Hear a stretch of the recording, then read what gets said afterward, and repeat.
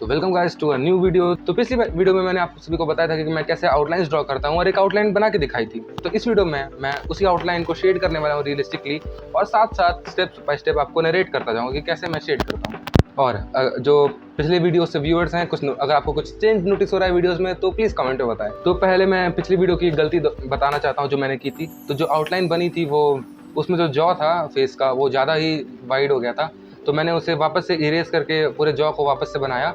तो ये है अभी नई आउटलाइन जो इसमें सारी गलतियां फिक्स कर दी हैं होपफुली, और ये शेड होने के बाद रेफरेंस से मैच भी करेगा।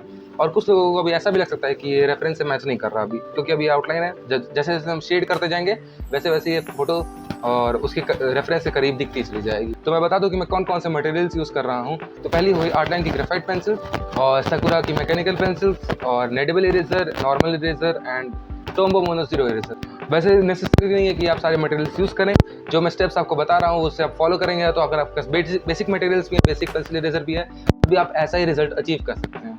तो ड्राइंग की वीडियो के दौरान मेरा हेड जो है कभी कभी कैमरा के आड़े आ जा रहा है, तो उसे इग्नोर करिए।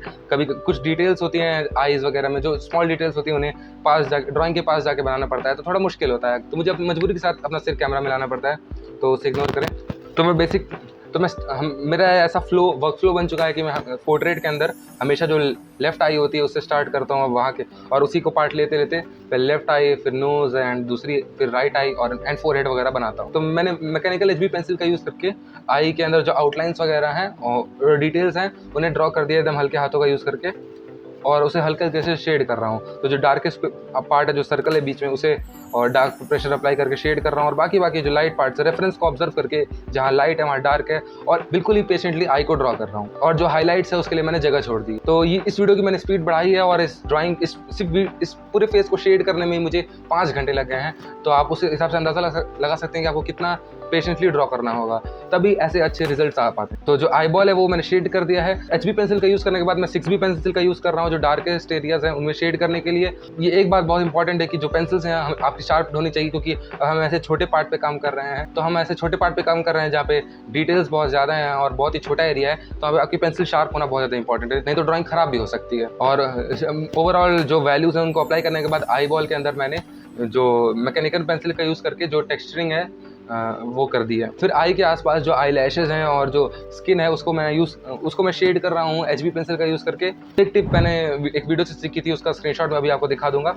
तो टिप ये है कि हमेशा जो कि डार्क एरिया जैसे कि आई लैशेज़ हैं और कुछ भी डार्क पार्ट हैं, आई लैशेज़ और कहीं और, या फिर जो स्किन फोल्ड हो रही है आई के ऊपर, वो आपको रेफरेंस के अंदर दिख रहा होगा कि बहुत ज़्यादा डार्क है, लेकिन कभी भी आपको एकदम से ही डार्क प्रेशर अप्लाई करके इन्हें मतलब इनकी वैल्यूज़ को ऐड नहीं करना चाहिए, नहीं तो बहुत ही गंदा इफेक्ट लाते हैं और ग्रेफाइट शाइन करने लगता है। वैसे भी गलतियां मैं कर भी चुका हूं पहले, बुरा रिजल्ट दिखता है इसके बाद, तो ऐसा आपको बिल्कुल नहीं करना चाहिए। लाइट टू डार्क हमेशा जाना चाहिए। बाकी आई लैशेज और आई का एरिया जो उसके हिसाब से मैं शेड कर रहा हूँ, रेफरेंस को ऑब्जर्व करके धीरे धीरे से एकदम ही पेशेंटली, तो जहाँ जहाँ डार्क है उसका मैं HB पेंसिल का यूज़ करके ही, तो जो आई के अराउंड एरिया है उसमें मैं ऑब्जर्व कर रहा हूँ कि लाइट और डार्क वैल्यूज़ कहाँ पर है, कितनी लाइट है कितनी डार्क है, तो उसे ऑब्जर्व करने के बाद मैं शेड कर रहा हूँ अभी।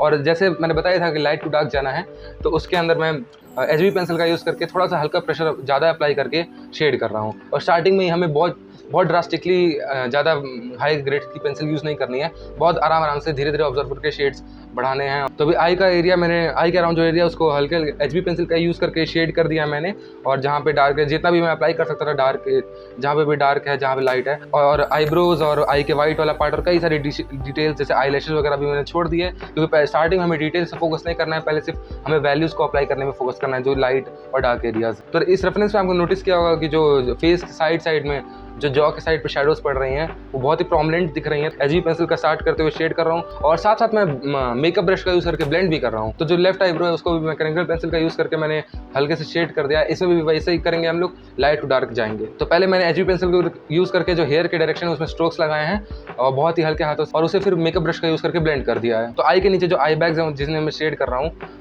उसमें मैंने बहुत ज़्यादा टाइम लगाया। जो आई है ओवरऑल दोनों आईज जो हैं उसमें सबसे ज़्यादा मैंने टाइम लगाया, क्योंकि इसमें बहुत ज़्यादा डिटेल्स है। तो जो आईज होती हैं बहुत ज़्यादा इंपॉर्टेंट होती है एक फेस में, मैंने पिछली वीडियोस में बता रखा है। तो आईज में मैंने सबसे ज़्यादा टाइम दिया, आईज और आईब्रोज में। तो पूरे आर्ट प्रोसेस के दौरान मैं कंटिन्यूसली हर पार्ट को, फेस के हर एक पार्ट को ऑब्जर्व करते रहता हूँ। तो ऐसा नहीं, बिल्कुल भी नहीं कि मैं आई की ड्राइंग कंप्लीट कर दी है तो वो अब 100% कंप्लीटेड है और उस पर मैं वापस नहीं जाऊँगा।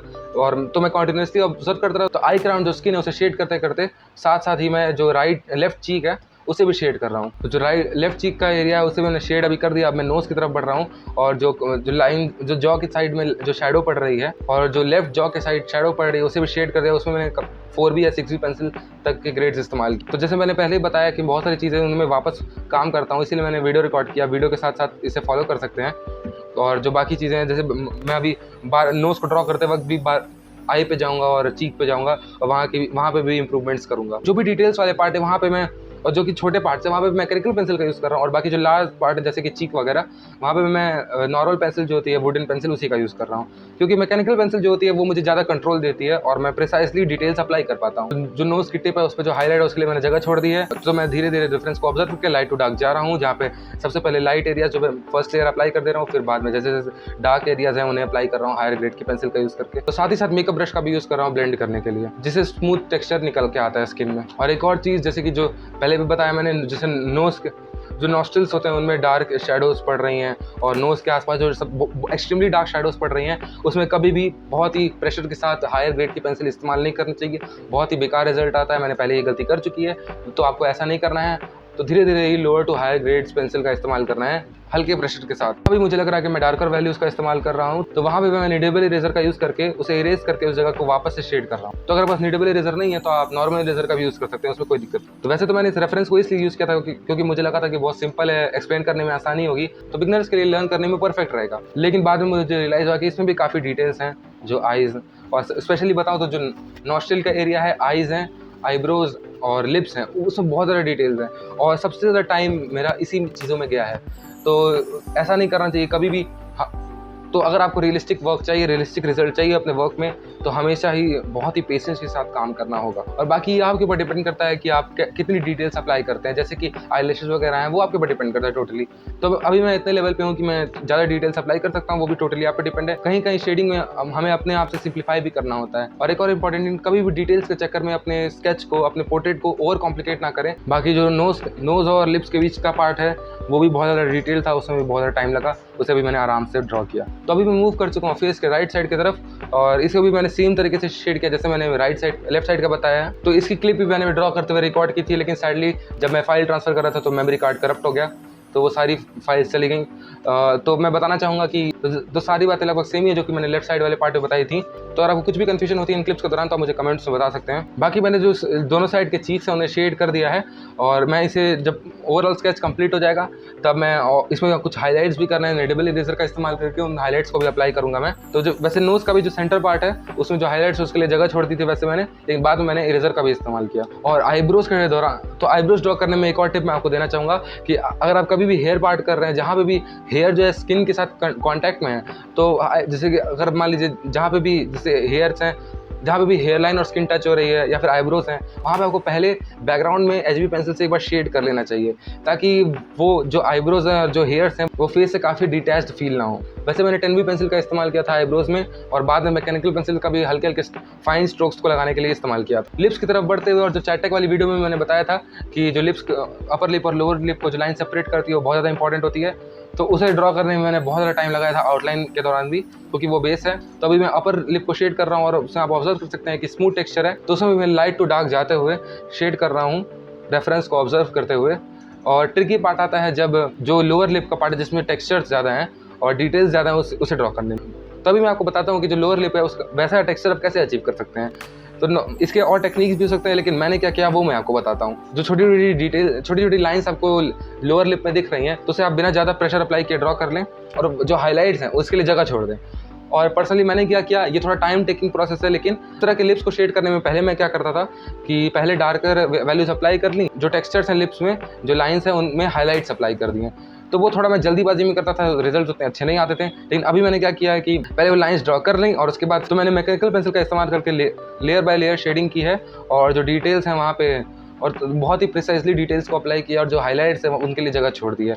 इसमें मैंने टॉम्बो मोनो इरेजर का उतना यूज़ नहीं किया वैसे। तो बाकी मैं बाकी डिटेल्स अप्लाई कर रहा हूँ, जैसे आईज़ में, आईज के जो नीचे आई बैग्स हैं और आई लैशेज हैं उनमें अप्लाई कर रहा हूँ डिटेल्स। तो अभी जो आई का वाइट पार्ट है उसमें मैं डिटेल्स अप्लाई कर रहा हूँ, उसे मैं HB पेंसिल से हल्के से शेड कर रहा हूँ। जहाँ पे भी वाइट पार्ट है आई का वहाँ पे मैं HB पेंसिल का यूज़ करके शेड कर रहा हूँ। एंड रिमेंबर वन थिंग, जो आई है वो कोई फ्लैट सरफेस नहीं है, वो भी एक 3D शेप है जो कि स्फेयर है। तो जो हमारी आईलिड्स के ऊपर से कवर हो जाता है, ऐसा 3D शेप कंसिडर करना चाहिए, ऐसा स्फेयर कंसिडर करना चाहिए और उसी के अकॉर्डिंग शेड करना चाहिए। तो यहाँ पे मैंने माइनर डिटेल्स अप्लाई कर दी हैं और जहाँ पे भी डार्क एरिया, जहाँ पे भी हाईलाइट्स है वहाँ पे टॉम्बो मोनो जीरो इरेजर का यूज़ किया है और जो भी डिटेल्स हैं उनके लिए मैकेनिकल पेंसिल का यूज़ किया, जैसा कि आप वीडियो में देख भी पा रहे होंगे। तो इस तरीके मैंने दोनों आई ड्रॉ कर ली। तो मोस्टली फेस कंप्लीट हो गया है, जो कि फोरहेड का एरिया उसमें ज़्यादा टाइम लगता नहीं है। तो उसमें भी मैंने सेम प्रोसेस इस्तेमाल किया जैसे मैं चीक वगैरह में और बाकी स्किन वाले एरियाज़ में यूज़ करता हूँ। जो फोरहेड है उसमें ज़रा डिटेल्स है भी नहीं, तो पहले मैंने हल्के प्रेशर से फर्स्ट लेयर अप्लाई किया, फिर उसके बाद थोड़ा सा ज़्यादा प्रेशर अप्लाई करके दूसरी लेयर अप्लाई किया है और फिर मैंने यूज़ किया है मेकअप ब्रश ब्लेंड करने के लिए। अगर चीक का पार्ट है या फिर फोरहेड का पार्ट है तो इसमें बहुत ही ज़्यादा माइनर हाईलाइट्स होते हैं, बहुत ज़्यादा छोटे हाईलाइट्स होते हैं जो कि ओवरऑल जो हेड का शेप है, चीक का शेप है, उसको डिनोट करते हैं। तो उसको अप्लाई करने के लिए मैं निडेबल इरेजर का यूज़ कर रहा हूँ। तो बाकी फाइनली मैं मेकअप ब्रश का यूज़ करके ब्लेंड कर दे रहा हूँ बाकी सारी चीज़ों को। तो इस वीडियो में मैं इतना ही पार्ट शेड करके आपको बताऊंगा और बाकी जो फेस का पार्ट है उसे मैं अगली वीडियोज़ में कवर करूँगा। जैसे जो ईयर्स, नेक और हेयर्स बच गए हैं वो अगली वीडियोज़ में आएंगे, क्योंकि ये वीडियो वैसे ही बहुत ज़्यादा लंबी हो रही थी। तो पिछले महीने के एंड में मैंने एक टारगेट डिसाइड किया था कि मैं हर हफ्ते मंडे को एक वीडियो डाल दूंगा, तो वैसा 3 वीडियोस तक चल पाया, लेकिन जो आज इस हफ्ते मैंने मिस कर दी वीडियो मंडे को, तो उसके लिए apologies to myself and my audience. तो जो बाकी का पार्ट है हेयर्स, ईयर्स और नेक का, उसको वो अगली वीडियोज़ में आएंगे। और बाकी इस वीडियो में कुछ भी आपको समझ नहीं आया और कोई भी डाउट लग रहा है आपको, तो आप कमेंट से ज़रूर बताएं। और किसी भी और टॉपिक के ऊपर आप वीडियो चाहते हैं तो प्लीज़ उसको भी कमेंट्स में बताएं, मैं उस पर वीडियो बनाने का ज़रूर ट्राई करूँगा। तो आप मुझे इंस्टाग्राम पे भी फॉलो कर सकते हैं, वहाँ पे मैं अपडेट्स पहले शेयर कर देता हूँ। तो अगर आपको खुद के लिए एक स्केच बनवाना है तो आप मुझे इंस्टाग्राम पे DM भी कर सकते हैं। और बाकी मैं रील्स और शॉर्ट्स वगैरह तो डालते रहता हूँ, तो उसे भी आप चेकआउट कर सकते हैं। तो इस वीडियो को लाइक कर दें, शेयर कर दें अपने आर्ट लवर दोस्तों के साथ, और ऐसा ही कंटेंट आपको इस चैनल में मिलता रहेगा आर्ट रिलेटेड, तो सब्सक्राइब जरूर कर। तो मैं मिलता हूँ आपको अगली वीडियो में अगले मंडे, तब तक के लिए बाय।